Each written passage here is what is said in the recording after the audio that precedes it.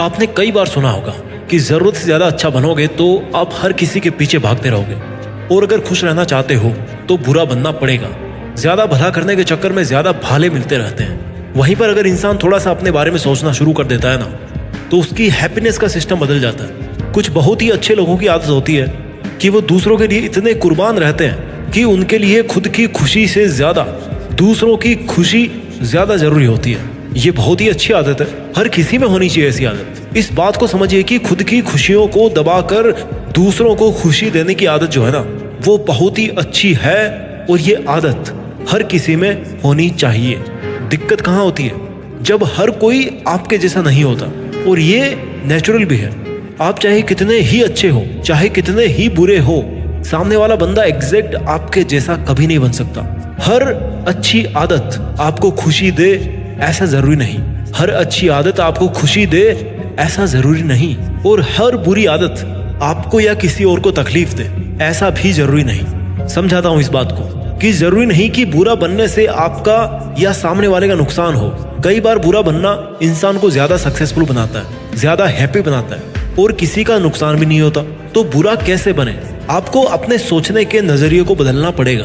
अक्सर वो लोग ज्यादा दुखी पाए जाते हैं जो बहुत अच्छे होते हैं। अगेन, मैं यहाँ पर किसी के अच्छा होने को बुरा नहीं बता रहा, पर हम में से अधिकतर लोग केवल इसलिए अच्छे बनते हैं दूसरों के सामने कि उनका कोई स्वार्थ जो है ना वो पूरा हो जाए, उनका कोई काम है ना वो बन जाए, या उनका कोई फायदा हो जाए।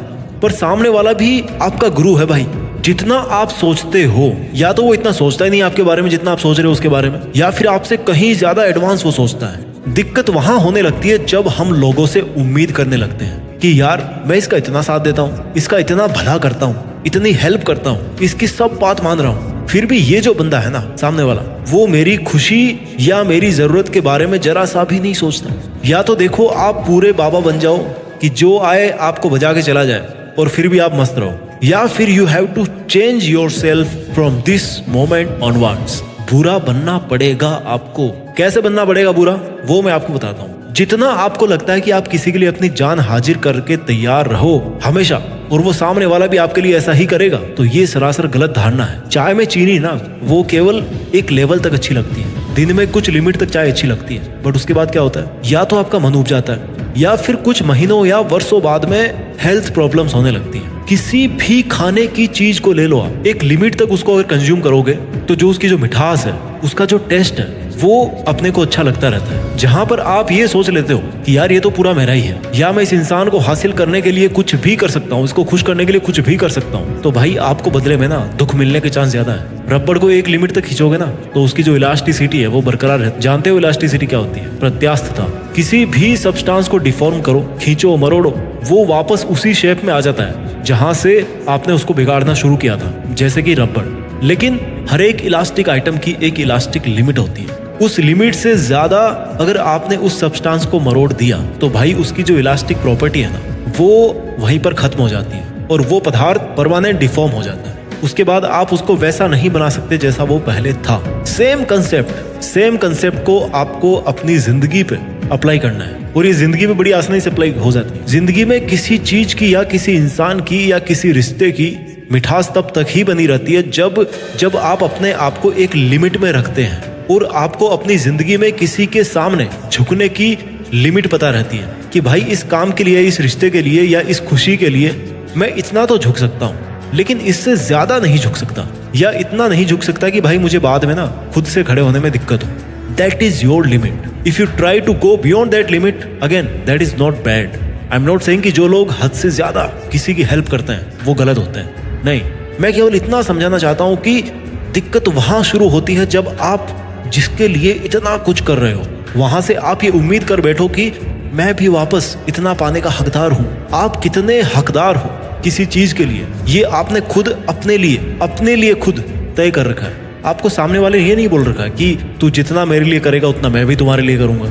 ये आपके पैरामीटर्स हैं कि आप किसी को कितना क्या कुछ दे सकते हो, और आप बदले में कितना डिजर्व करते हो, ये आपकी सोच है। अगर सामने वाला आपको ये बोलता है कि तेरे लिए तो मैं जान दे सकता हूँ, तो भाई उसके लिए जान देने का मतलब जो है ना वो आपके जान देने के मतलब से बिल्कुल अलग हो सकता है। आप रियल में जान दे दोगे और सामने वाला कागज में ना जान लिख करके दे देगा कि ले मेरे लिए तो जान देने का मतलब यही है। मजाक नहीं कर रहा, ऐसा होता है। बहुत बार सामने वाले को ये तक रियलाइज नहीं होता है कि आप अपनी लिमिट क्रॉस करके उसके लिए कितना कुछ कर रहे हो। आपके खुद की थॉट प्रोसेस किसी दूसरे की थॉट प्रोसेस से बिल्कुल 100% मैच नहीं कर सकती। देखो, इस दुनिया में बहुत सारे कॉम्प्रोमाइज चलते रहते हैं, तो आपके पास भी खुश रहने के 3 तरीके हैं। या तो आप उम्मीद छोड़ दीजिए, केवल देने में यकीन कीजिए, या फिर खुद के साथ कॉम्प्रोमाइज कर लीजिए कि भाई जितना मुझे मिल रहा है ना उतना मेरे लिए अच्छा है। या फिर कॉम्प्रोमाइज करना छोड़ दीजिए, किसी के पीछे इतना भागना बंद कर दीजिए कि बात बात पे आपको केवल दुख और तकलीफ मिले। या तो आपके लिए सामने वाला इतना जरूरी होना चाहिए कि आप उसको रोज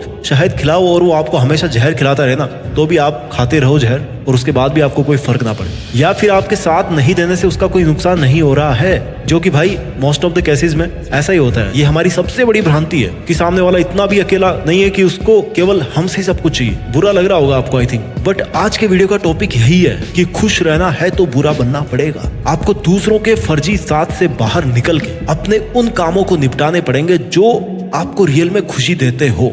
हैप्पीनेस इज अ हैबिट। खुश रहना एक आदत है और खुशी इस बात की मोहताज नहीं है कि आप कितने अच्छे हो, कोई कितना बुरा है, कोई आपके बारे में क्या सोचता है और कोई आपको कितना गलत मानता है। अगर आपको खुश रहना है तो मतलब रहना है। There is no second thought कि मेरे पास वो बंदा हो तो मैं खुश रहूंगा, वो मेरे पक्ष में बोलेगा तो मैं खुश रहूंगा, मेरे पास ऐसा हो तब मैं खुश रहूंगा।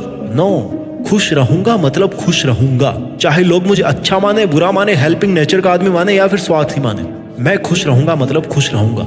ये जो दूसरों के सामने झुक करके अच्छा बनने वाली आदत है ना, वो कतई गंदी आदत है भाई। जस्ट बिकॉज कि लोग आपको बुरा ना माने, इसलिए चाहे सामने वाला सही बोल रहा हो चाहे गलत बोल रहा हो, आप उसकी बातें मानते जाइएगा, फिर आपका क्या अस्तित्व रह जाइएगा।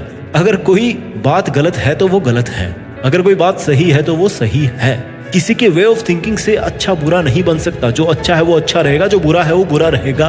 चापलूसी करके थोड़े समय के लिए अच्छे बन सकते हो आप, लेकिन सच बोल के हमेशा के लिए खुश रह सकते हो। आई नो, जब आप सच को सच बोलोगे और गलत को गलत बोलोगे तो कुछ लोग ऐसे होंगे जो आपके खेमे से निकल करके आपके विरुद्ध खड़े हो जाएंगे और बोलेंगे कि क्यों भाई तू हमारे बारे में ऐसा कैसे बोल सकता है। बट मेरे भाई, हमें यही तो सीखना है कि अगर हम सच्चाई के रास्ते पे चल रहे हो और किसी का कोई बुरा नहीं कर रहे हैं और उसके बाद भी अगर हमें बुरा बोले कोई लोग, तो ऐसा बुरा बनने में बहुत फायदा है। हमें ऐसा नहीं बनना है कि कहीं दूसरों का सिर्फ दिल रखते रखते आपके खुद के दिल में छेद होकर के बहुत सारे बिल बन जाएं। ऐसा नहीं बनना अपने को। जो आपका दिल कहे वो कीजिए। लोग आपके बारे में केवल वैसा ही सोचेंगे जैसा नजरिया उन्होंने अपने बारे में पाल रखा है। मस्त रहिए, खुद को खुश रखिए और आगे बढ़ते रहिए, और छोटी छोटी समस्याओं से ऊपर उठकर मेहनत करके देश में अपना नहीं बल्कि दुनिया में देश का नाम कीजिए। जय हिंद, वंदे मातरम।